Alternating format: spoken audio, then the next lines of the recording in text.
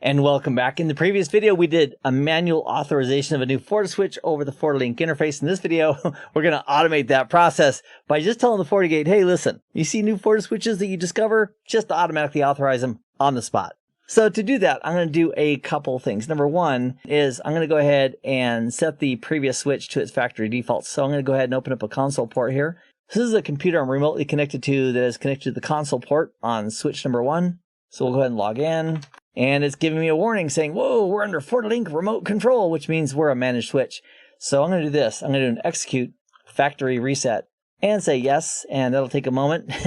So while that's rebooting, let's go back to our FortiGate and let's right click on the switch and let's go ahead and simply delete it. So that way, this FortiGate effectively is going to forget all about that switch. We'll click on OK. So now we have no managed switches. And what we're going to do is we're going to modify the FortiLink interface. So we can either do it here under Wi-Fi and switch controller, FortiLink interface, or we could go up to network and interface and go to our FortiLink interface. Either way is great. But the key is we want to flip this switch right here. Automatically authorized devices. If we click that and we enable that feature, then new FortiSwitches that show up will be automatically authorized. We won't have to do the manual process. So we'll go ahead and click on OK.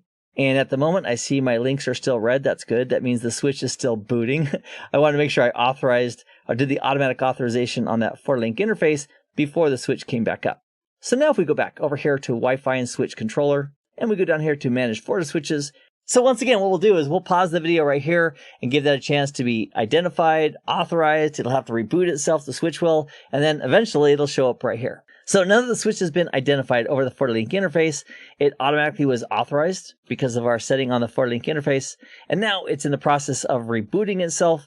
And when it comes back, it should not only be authorized, but it should also be online. So once again, we'll give it a couple minutes here to complete that process. All right, and it is done. So under Wi-Fi and switch controller, under managed FortiSwitches, we have this switch.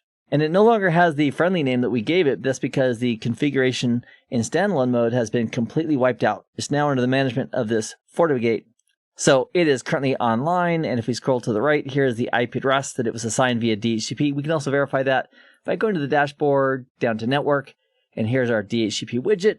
If we click on that widget, that IP address should match. There it is, 1070.101. That's our FortiSwitch 108E. And its host name is the same as the serial number, and that's because it's no longer in local mode. So when we changed it from local mode over to managed mode by the FortiGate, basically we have a brand new config. And now anything we want to configure on this switch, we want to push it down from this FortiGate. Also, as some of the behind the scenes magic, it also added an entry, a DNS entry regarding this host name of S1, etc., and this IP address. So we went to the CLI and we did a config system DNS database and pressed enter. Let's do a quick show. Here it added that entry.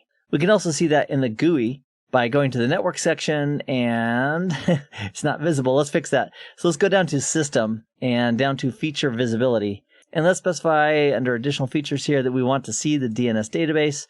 Click on apply. Then we'll go back to network and we'll go down now to DNS servers right here. And now we can see for this DNS database zone called FortiSwitch that it has one entry. So if we go ahead and double click on that, it'll show us that entry right there. So that's nothing we have to do manually, but I wanted to be aware behind the scenes that it is tracking those FortiSwitches and their names and their associated IP addresses. So I'll cancel out of that. Let's go back down to Wi-Fi and switch controller. Click once again on manage FortiSwitches.